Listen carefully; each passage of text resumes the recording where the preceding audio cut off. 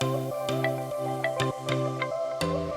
at Pace we have a wide range of manufacturing technologies, from the traditional blending, granulation, tablet compression, coating capabilities. But we also have advanced techniques for improving drug bioavailability. So whether that's formulating an amorphous solid dispersion through spray drying or through hot melt extrusion, we can form nano dispersions using nanomilling technologies, and also can formulate lipid-based formulations that are filled into two-piece hard shell capsules. So when you're choosing an enabling technology, you need to look at the drug and its physical properties and let that guide you towards the appropriate technology. So if you have a drug that has good organic solvent solubility and perhaps is thermally labile, then spray drying would be the technique that would make the most sense.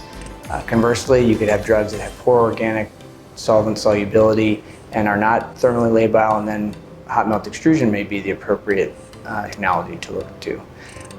There are drugs that have both poor organic solvent solubility and are thermally labile, and then you may need to look at something more like nanomilling, which enables you to bypass both of those issues.